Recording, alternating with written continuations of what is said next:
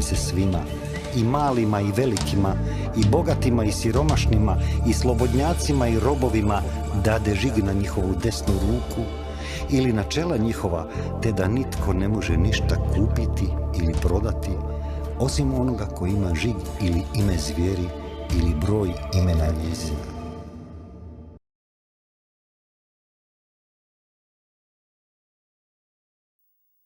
Pozdrav, dragi narode, dobrodošli u još jednu epizodu Slobodni. Danas je tema vrlo interesantna, a to je komunizam.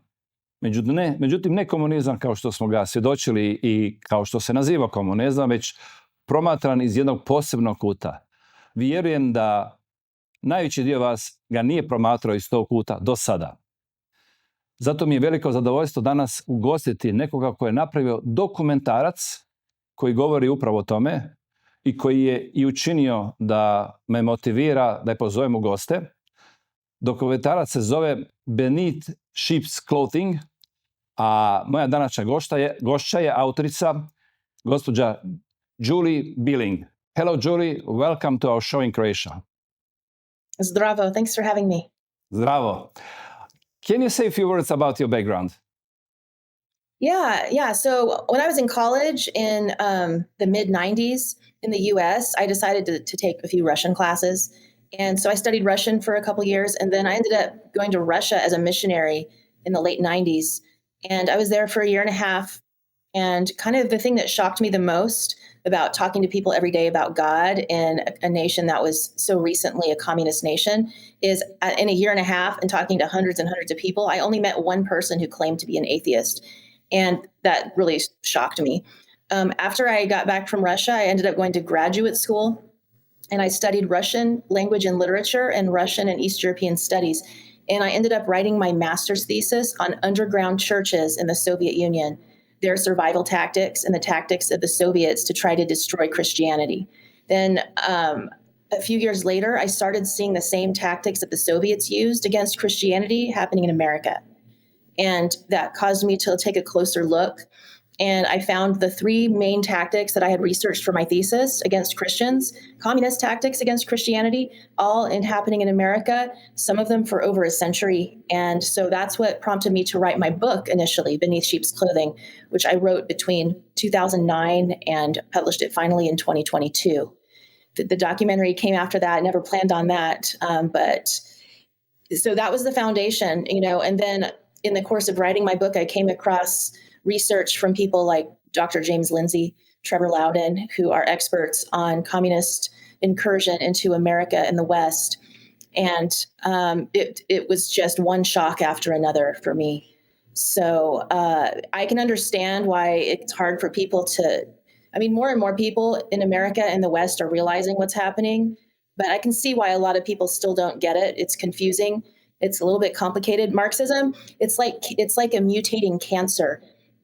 And so with the Soviets and Eastern Bloc communism, during the Cold War, it retains some of those features, but it's mutated. So just like communism in China, not exactly the same as it was in Eastern Europe. And so, to be able to colonize the West, Marxism had to undergo even more transformations. And but when you look, it's still the same framework, the same playbook. We really need to be aware that we have no chance of defeating this if we don't understand what we're up against.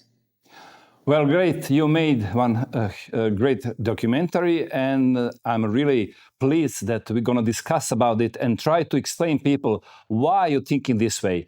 For start, let's roll first trailer for this documentary.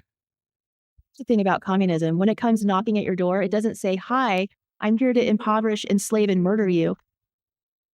It says, "I'm here to liberate you from oppression."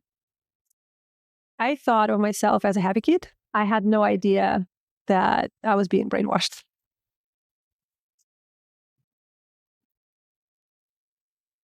So the KGB agents would go into the church and then rise in. That's right. All of them is infiltrated. This was a rape of the body of Christ.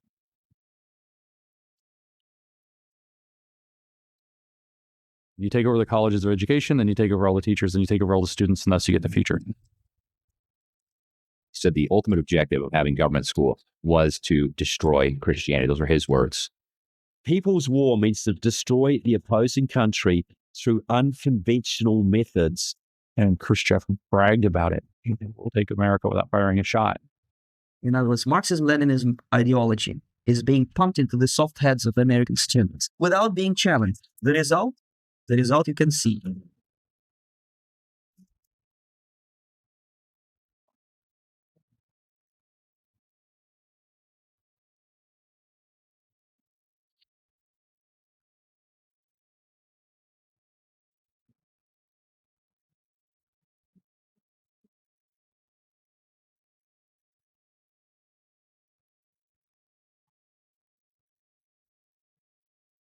There are ravening wolves in sheep's clothing all over the place.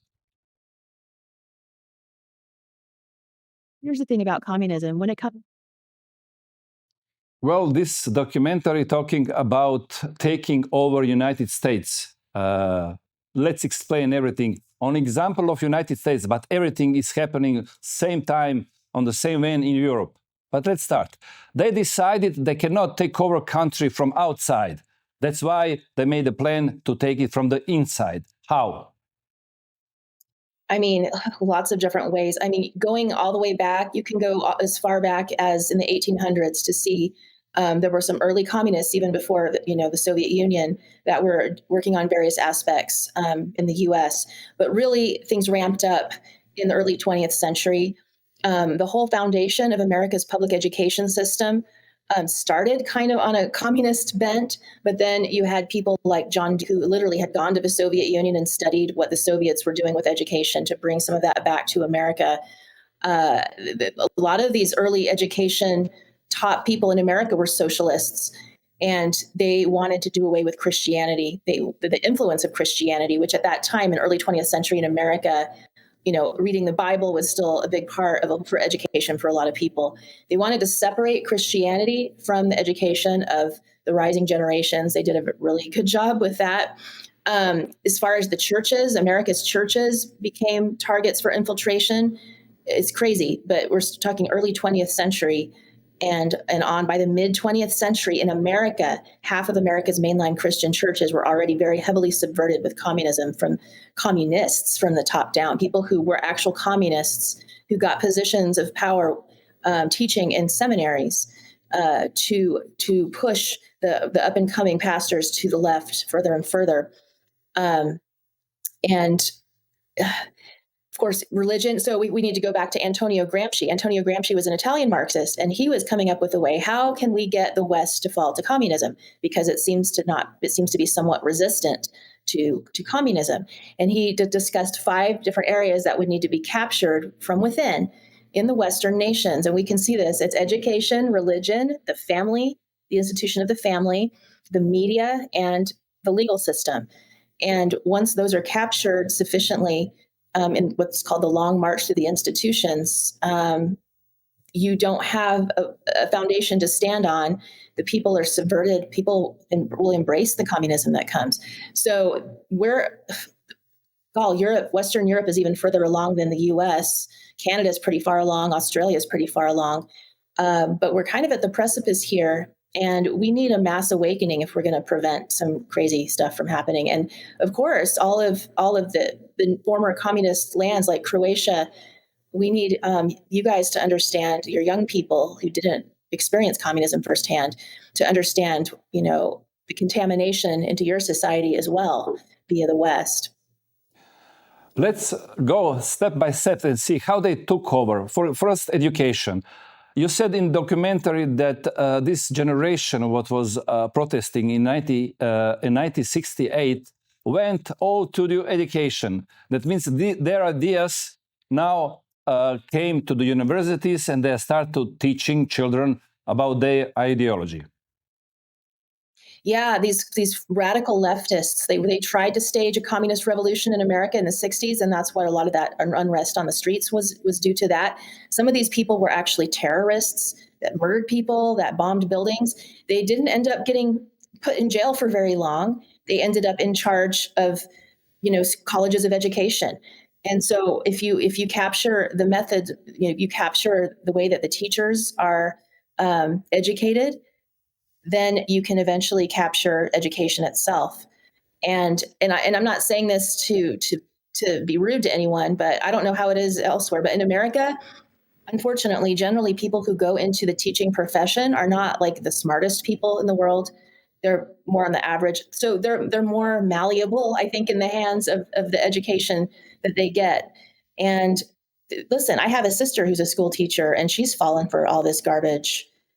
Communism always does the same thing. It promises all these good things to underprivileged people and oppressed people. We're going to help the oppressed. We're going to lift people up. And we're going to make everything better for people. But it's a consolidation of power, and it always leads to tyranny. They also see family as a big enemy. How they are planning and how they are presently taking over families. Oh, it's crazy. I mean, so if you can frame the views of children from the youngest ages possible, if you can frame their views on sexuality, you have a lot of power in your hands. So even as far back as the early 20th century in Hungary, there was a communist, György Lukács, I think was his name, and he actually went into the schools in Hungary when they were trying to have a communist revolution at that time. It didn't succeed at that time. But he went into the schools and started teaching children very, very graphic sex education, and grooming them sexually to be exposed to all kinds of things that were not age appropriate whatsoever. And so he was experimenting with that tactic. So if you can demoralize the young people, if you can destroy their moral foundation, if you can frame their views on sex and sexuality in a way that's different than the dominant ideology, which is Christianity in the West, give them a different moral framework. That's a lot of power that you have in your hands. And now we're to the point between queer theory and gender theory, which are both Marxist constructs. I mean, the idea of gender has come under attack to the point where people don't even know what a woman is. So how can you have a normal, healthy family unit across society if people don't even know what gender is? So it's just created so much confusion in young people. And then also these young people are made to believe that people who believe in two genders, people who believe in the traditional family, that those people are oppressive, and they represent an oppressive system that must be rejected. So it puts a rift between the younger generation and the older generations. Another reason this is done is for that purpose, to separate young people from their families of origin, separate them from their religions of origin. Then they're vulnerable. They need someone to look out for them. They'll turn to the government. These young people are more easily radicalizable politically, and not all of them are going to go full crazy radicalized, but more of them do. And they're victims. These young people are victims of propagandists. And it's something that we really need to be able to wake up to and see, and we need to teach our children. I have an 11-year-old son who I homeschool. I don't want him exposed to all this stuff. Yes, and they see that this traditional family, dad and mom, it's not really modern anymore. Now you can have all kinds of families, 2 mothers, 2 fathers, they can adopt kids.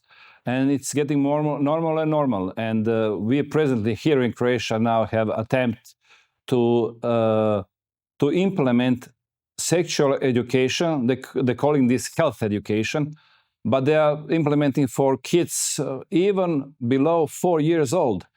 And before, family was one that could teach children for these intimate things. But now society. What is your experience in the United States? Because I see these things in Croatia and in Europe coming from United States. Well, I mean, it's really coming from UNICEF. It's coming from globalist entities. But yeah, the United States has fallen completely for this. So it's called comprehensive sexuality education. And it is designed to expose children, again, as young as possible, starting in preschool, exposing them to all the queer stuff, exposing them to drag queens, exposing them to sexually graphic content in the books. I've even seen homework assignments for little kids to go and experiment sexually with themselves and to report back to the teacher. I mean, it's just really no normal person would think this is okay.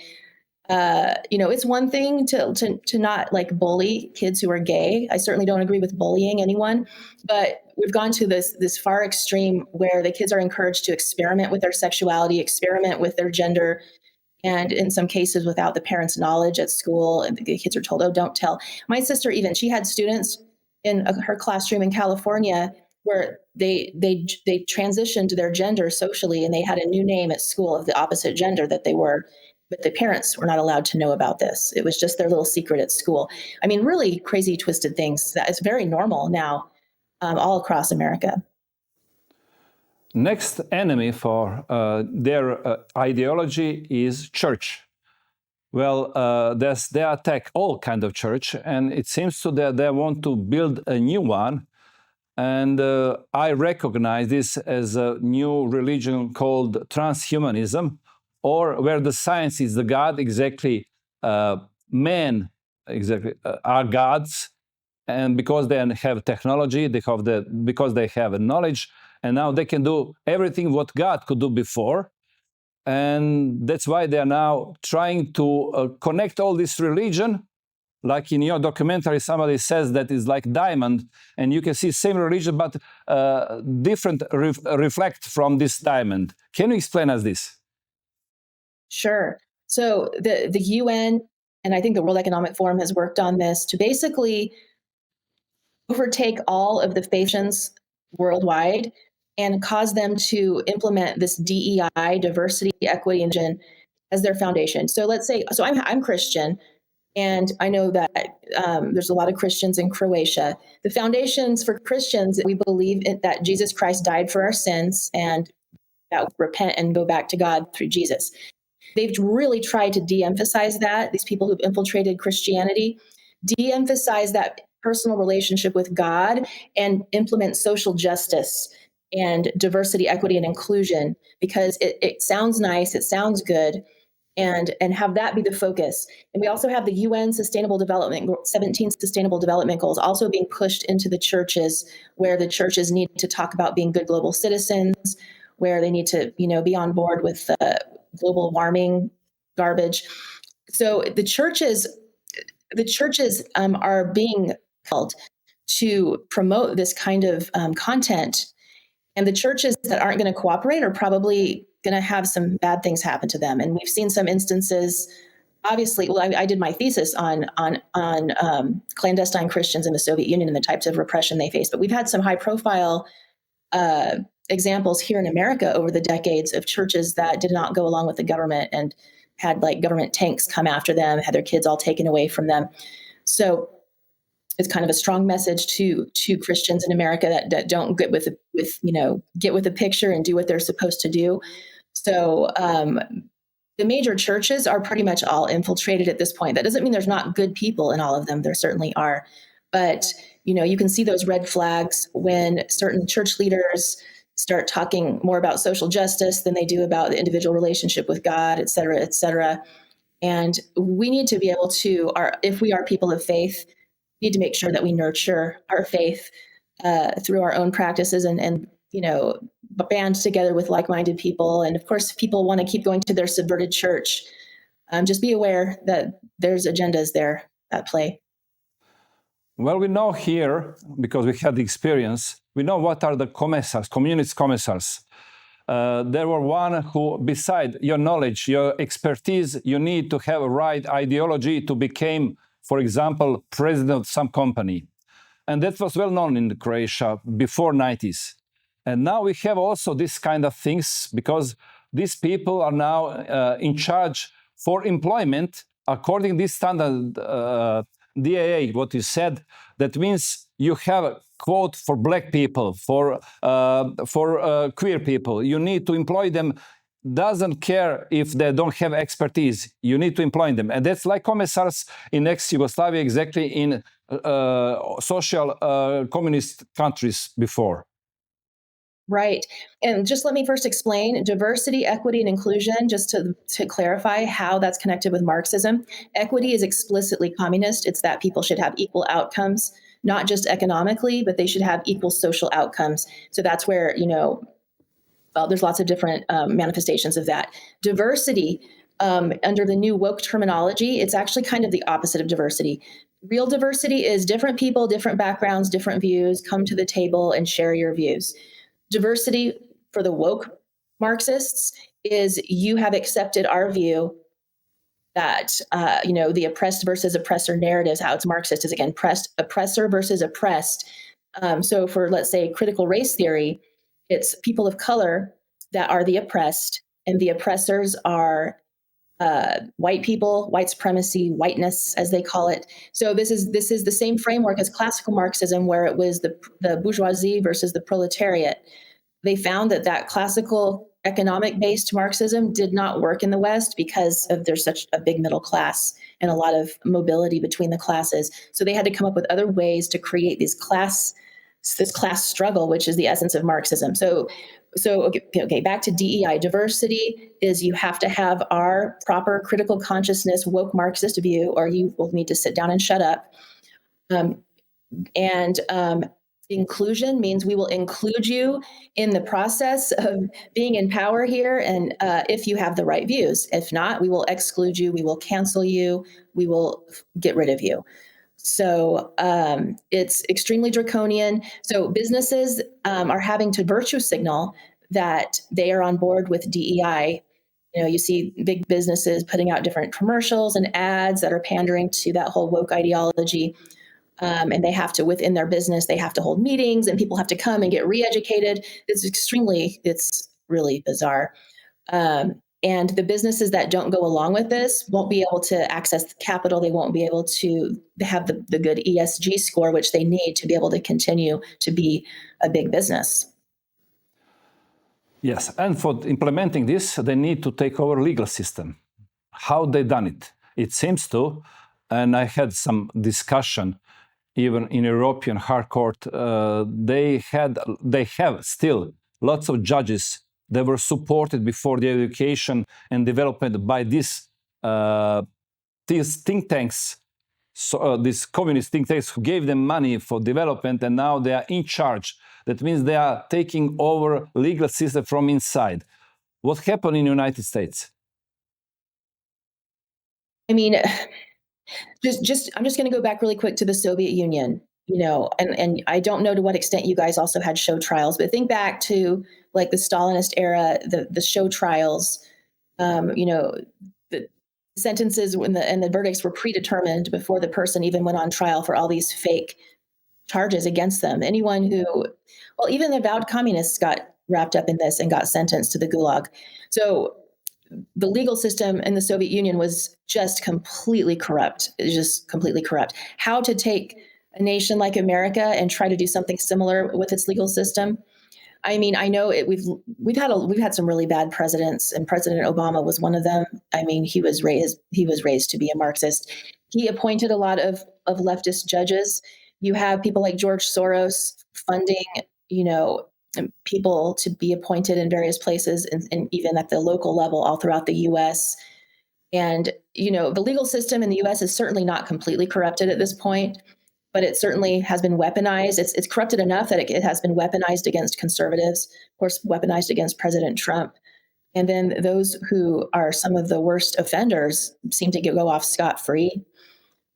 We had a young woman, actually a Ukrainian refugee, who came to America, murdered on a subway about a month ago for this crime of being white.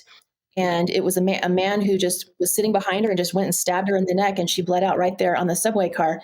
He was proud he killed the white girl, but he had been arrested, I think, 14 times. And part of the corruption in the legal system is because he's Black, he gets to be free. He's not going to be able to have charges come against him or go to jail. Now, it's not that corrupt everywhere, but in this particular area, it was Baltimore, Maryland. The legal system is very corrupt, and the DA, the person in charge of the city there, and the legal system in the city there was very corrupt and was letting these criminals go on the street. And then on the other hand, you see instances of people who are peaceful getting arrested for fake crimes and having that legal system weaponized against them. So that's where we're at in the U.S. I'm not privy to all the details of it, but the basic gist of it I just shared. We'll now roll one more trailer for your documentary.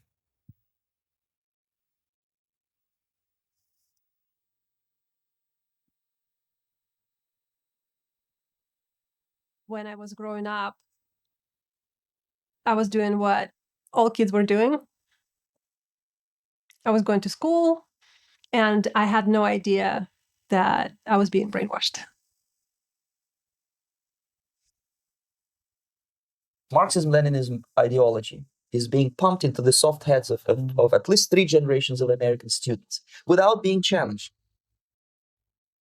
Antonio Gramsci said, well, if we're going to take over the West, we have to infiltrate the cultural producing institutions. It's all of them is infiltrated. What they are doing is literally cult indoctrination. They need these kids to be wards of the state. Yeah, the data collection is absolutely critical to this whole operation because they need the data to figure out whether their brainwashing is working. They're going to incentivize church organizations to participate the right way, and they're going to disincentivize independence. Communism marries a truth to a lie. And all of those ideas have been fed into them by outside forces.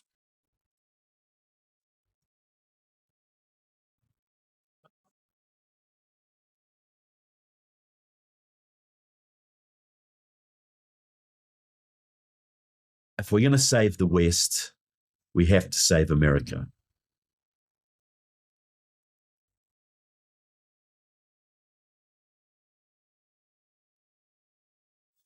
For success, they need to take over media.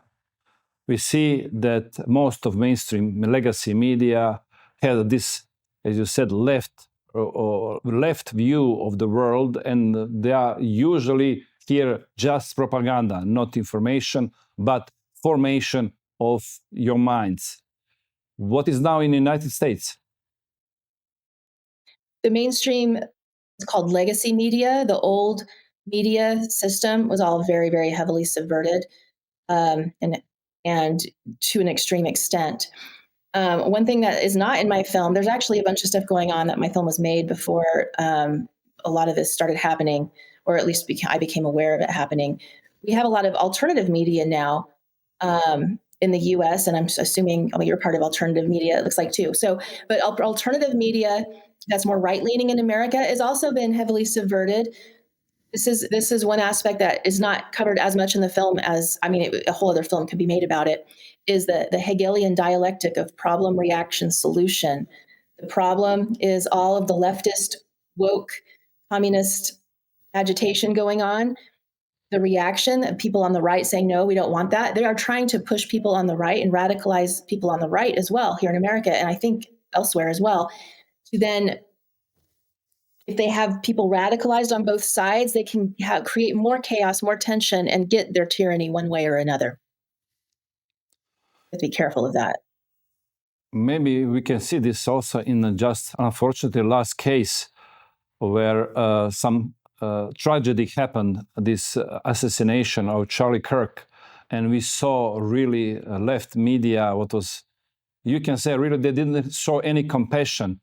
Even some of them were celebrating, and according, as you said, they radicalized this part who doesn't agree with them, and that's how they are make marks on them. And now, after this tragedy happened, lots of them thinking it should have happened before. Yeah. There's especially, I spent probably too much time on Twitter or X. And there's a lot of, they might not even be real people, a lot of bots accounts that are trying to radicalize people on the right, saying, oh, we need to go, and basically pushing fascism, basically, and some of them even praising Hitler. So, and I don't think most of them are real people, but there are influencers on the right that are in that genre, in that area. And so you have these two, the big chasm. What we really need is people to de-radicalize, come together. We may not have all the same exact views, but not have radical views to the point where someone is murdered in cold blood and we think that that's great.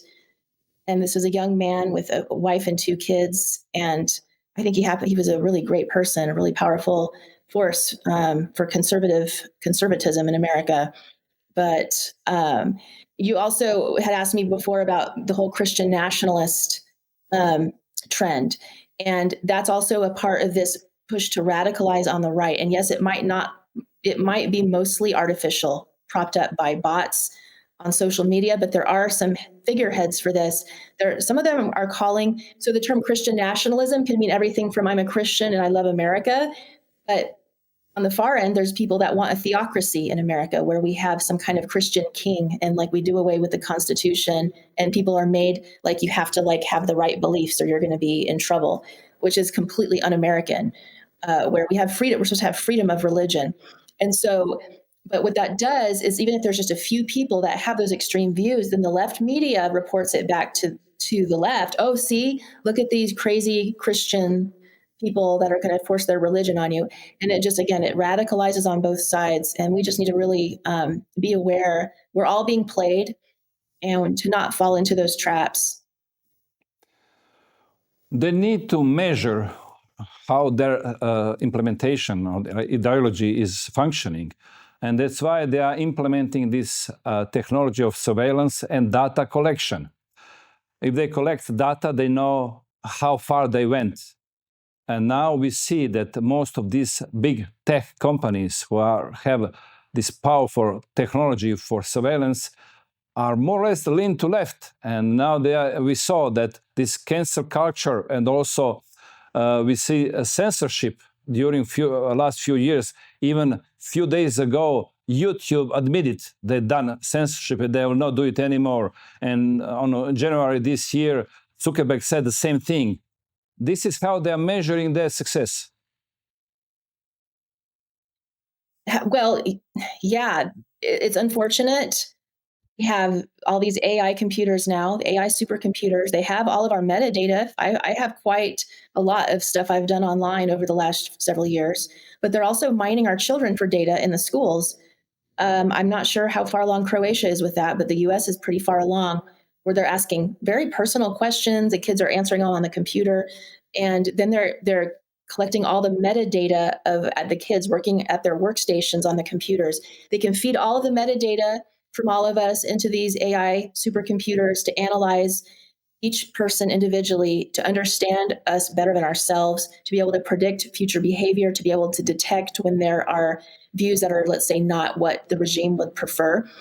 And eventually we could then just automatically be fed. They already do this in China on people's phones. They get sent different propaganda videos that they have to watch and then answer questions about them. But once you add in biometric data on top of it, which is the next part of this transhumanism, where they're going to be they want sensors. Some people are already wearing devices that check their pulse and various other biometric data. Once that is connected in with the AI, then in real time, the people behind the scenes here will be able to know how a person is responding to whatever propaganda is being shown to them. Are they accepting it? Do they reject it? Does it make them mad? And it's a complete tyranny. So we have to stop this from happening. It's already really far along. Like I said, we have to reject them taking biometric data from us, and we need to push back against all of this to the best of our abilities. In Europe, we implemented digital ID. And our politicians were very happy because we will have everything faster. And they are doing completely digitalization. And I had also one show explaining that there is a agentic state. That means artificial intelligence will replace people, and they will have AI agents who will support any kind of services from the state. That means they are moving away everything what is human, and they're trying to dehumanize everything. And you mentioning inside that there is calling that everything is going to this fourth industrial revolution. And the guy who wrote the book about this is Klaus Schwab, ex-chief of the World Economic Forum. What is his role in this exactly of this World Economic Forum? Well, the World Economic Forum and the UN both are working together to set up a global government to try to subvert the sovereignty of all the nations of the world in the name of doing good. Oh, we're going to end hunger. We're going to end gender inequality. We're going to, take care of the planet. We're going to provide fresh water to everyone. All these good, nice sounding goals, but give us your power. Give us all the power, and then we'll take care of this And then the problem is with the technologies that actually could be possible, that a very, very, very tiny elite could rule the world and monitor. They do plan on wanting to kill off 80+ % of the population to make it a little bit easier herd to manage. But a global government, that's not even a real thing, because this would be an unelected body. And if they're unelected, then the people would have no power to remove them from their positions. So we need to reject all of this. In fact, even the EU itself, the European Union, is a step in that direction of subverting nations and national sovereignties. And we need to get away from all of that and give more power back into people. This is an American principle, but it's a principle of decentralization, where it's people, it's the individual, it's families, it's local communities that manage their own affairs to the greatest extent possible. That's the antidote to this globalization and this fourth industrial revolution, well, at least a part of it. And they're giving one example, and everybody thinks that is a good example because they are really developed in the last 30 years, and it's China. And we see there in China really huge development of technology. People are more wealthy than ever before. They take out of poverty lots of people. But what we don't see, can you tell us what we don't see from this side of development in China? Yeah. So in China, and especially in a lot of the urban areas, what it's spreading and throughout America, and I know Europe too, these 15-minute cities where they want people to be able to access. It sounds really good. They're going to access everything they need within 15 minutes of walking. But what it is in China, it's basically an open-air prison that people are living in. They're a big building, and there are a few little services around and about. But to get out of that, you got to have your retina scanned. If you're on some bad list, let's say you jaywalked or crossed a street in not the right area, or some minor infraction, you have a ding against you. Let's say you said the wrong thing on social media, another ding. Your social credit score goes down. Now you can't travel. Now you can't get a train ticket. Now you are stuck in your 15-minute city, essentially a prisoner. Now, let's say you're going to have to pay more for groceries because you're on the bad list. So China has this very, very strict control grid with this social credit. And unfortunately, most of their citizens are going along with it and, think it's a good thing. And that type of system is being built out for all of us as well. And we need to reject it. We need to encourage free speech. We need to encourage people to express views that we don't agree with. That's paramount to having a free society. And this development of artificial intelligence will bring us very soon in a society where lots of people will lose their jobs. And they predicted this, and they said they will bring up universal basic income. And this universal basic income will come in a digital form, on a digital wallet, on a digital ID. That means people will more be dependent on state. Yes. And then again, if you're on the bad list, you've said the wrong thing on social media. Now, let's say with your CBDC, your digital currency that you get from the state, now you're going to have to pay twice as much for certain foods, let's say. But people who have a good social credit score will get a better price on whatever foods. And you would have, and it would all be based on an algorithm. You try to go to complain to someone, there's no one to complain to because the algorithm says this is what the price is for you. Or let's say now you can't buy a house. The algorithm says, no, you don't qualify for a mortgage to buy a house or a car or whatever. And so it's people who are totally subverted and going with the system and not questioning things. Those would be the people that would have more of the privileges. I mean, it's just insane. We need to explain to people, because I tried from my shows, I tried to show them each one of these a picture. And now you explained everything in this documentary, but we need to repeat again how this new rebranded communism planning to take over planet, they succeed to take over part of the United States and European Union. But it's important for people to understand because they don't see it. They don't have a time to take a deep look and to recognize it, especially these young people who doesn't have experience with communism. Can you please repeat with your own words how exactly you came to the idea to make the documentary and what is in this documentary? I never planned on making a documentary, but I did work on my book Beneath Sheep's Clothing, as I mentioned, between 2009 and 2022, and it was based on the work from my master's thesis, and it was focusing on the playbook, the communist playbook to destroy Christianity. But as it turns out, Western civilization is built on a foundation of Christian values and ethics, and so destroying Christianity as a foundation, that's one of the key parts of preparing Western civilization to fall to communism. When I first wrote, actually, I wrote most of my book between 2010, 2011. And the word woke was not even a word. None of that stuff had really come into prominence yet in America. And I actually couldn't finish my book. I set it aside. I did not finish my book until the end of 2021, beginning of 2022. That's where I then did all the research and understanding how all of this weird woke stuff, critical race theory, queer theory, gender theory, was all Marxist. I highly recommend, and you would have to have a pretty good command of English, but all the works of James Lindsay, who is very heavily featured in my film Beneath Sheep's Clothing. He did so much groundbreaking research in showing all of the scholarship in this whole development of this whole new Marxist framework that we have in the West.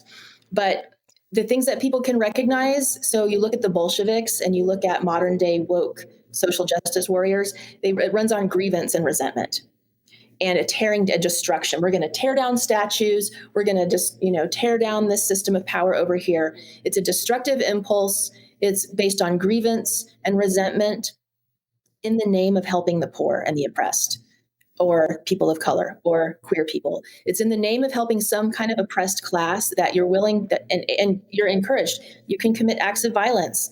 And, under the Bolsheviks, it was great. You could murder, you could do all kinds of things if you were doing it in the name of the proletariat. And same thing with the woke Marxist revolution we have going on in Western nations.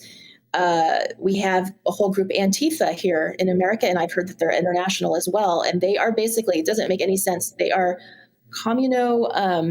anarchists, which is somehow fusing communism and anarchy. But they're basically the most radicalized leftist young people who are trained in military tactics to go and be the foot soldiers on the ground to terrorize conservatives.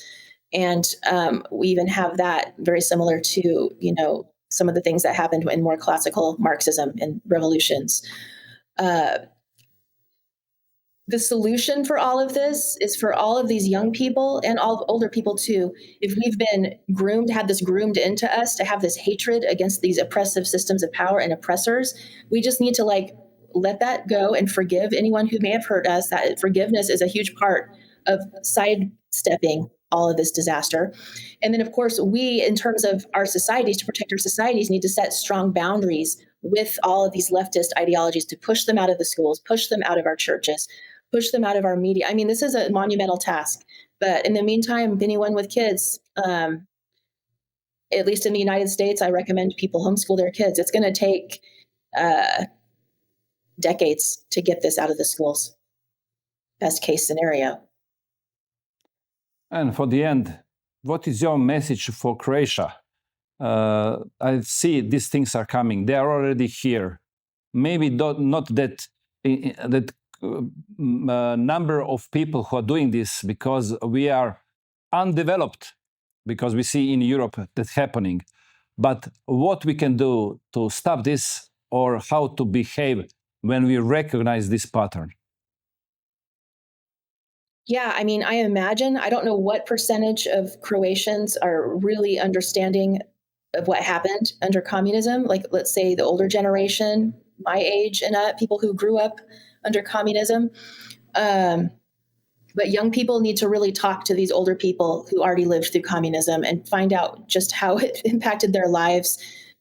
They need to understand. I mean, I would love to be able to get subtitles in Croatian for Beneath Sheep's Clothing, so it's more accessible, so that, I know not everyone, the film is a lot to take in, and especially in a foreign language. So I'm hoping that we can get subtitles in Croatian.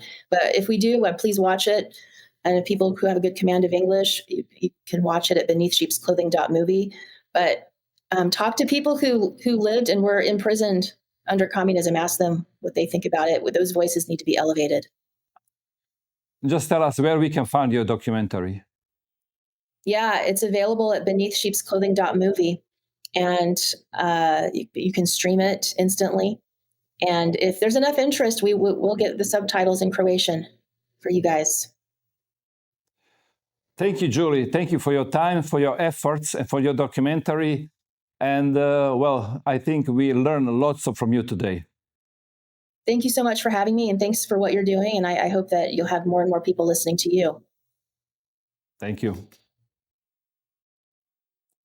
Dragi narode, čuli ste danas o čemu smo razgovarali i ta ideja koja je meni došla upravo nakon što sam pogledao ovo dokumentarce je u stvari nešto što sam vidio već godinama prije. Vidio sam da dolazi rebrendirani komunizam u zapadni svijet kojeg se mi sad smatramo da smo dijelovi, u Europsku uniju, a posebice u Sjedinjenim državama, otkud u stvari i potječe ova ideja. Sve novi stvari koje se na zapadnoj hemisferi događaju dolaze iz Sjedinjenih država, kako loše, tako i dobre. I tako sam primijetio davno da se to događa i danas kad sam vidio ovaj dokumentarac, sam rekao da, drago mi je da postoji još netko tko vidi istim očima ovaj problem. Rebrendirani komunizam koji se danas na različite načine manifestira, na načine na koji smo i danas prezentirali. Ako ne vjerujete meni, a ne trebate mi vjerovati, naravno pogledajte dokumentarac i osvrnite se oko sebe. Pa pokušajte vidjeti da li prepoznajete obrasce. Naime, najvažnije u životu radi buduće anticipacije događaja jeste prepoznavati obrasce. Ako ih prepoznajete, postavite se pitanje jesu li tu slučajno ili uistinu postoji ideologija koja još uvijek nije umrla, iako smo svi svjedočili i u Jugoslaviji bivšoj, a i u drugim zemljama koliko je ta komunistička ideologija loša i koliko je donijela zla i koliko iza sebe je ostavila mrtvih. Međutim, nije umrla u potpunosti, nego je samo odlučila da se modernizira, da se rebrandira, nazove drugim načinom i ponovo pokuša zadojiti nove generacije, jer stare su možda već zaboravili kako je bilo. Mi u Hrvatskoj, na nesreću i sreću, se sjećamo još uvijek tih događaja i možemo primijetiti ako nam neko pokuša nanovo uvući u sličnu ideologiju. Pogledajte, toplo preporučujem i dokumentarac, pogledajte ga više puta jer uistinu ono što danas imamo je nešto što ćete naći tamo, a vjerojatno će mnogi od vas reći nisam ni primijetio ili nije mi palo na pamet da bi to moglo biti ovo što govorimo u ovoj emisiji. Nadam se da vam je današnja emisija bila zanimljiva. Ja sam se stvarno radovao razgovarati o ovome i nastavit ćemo dalje sa sličnim temama, sa temama o kojima se ne razgovara u mainstreamu, a razlog zašto se ne razgovara u mainstreamu je jedan od onih koji sam vam i danas spomenuo, jeste da je mainstream zarobljen i on je tu da radi propagandu, a ne da vas informira. On je tu da promovira službeni narativ, da ga kontrolira, a ne da vam donese informaciju i mogućnost kritičkog razmišljanja. Hvala lijepo na pažnji i uskoro se vidimo u sljedećoj epizodi Slobodni. Nitko vas neće natjerati da se poklonite zvijeri, učinit ćete to svojevoljno, odbacujući vjeru. Bićete laka meta za zvijer, jer se niste podredili vjeri. Ako se ne podredite vjeri, podredit ćete se zvijeri. Toliko ćete se suobličiti sa ovim svijetom, da nećete ni prepoznati da ste u zabludi. Biće to najveća demonska prevara ikada i pravedno zaslužena osuda nad nepokajanim grešnicima. Gdje su svi oni koji su nas liječili, zakletvom iz mrtvih prizali, svojom šutnjom ste nas izdali. Gdje su svi oni koji su nas liječili, zakletvom iz mrtvih dizali, zar su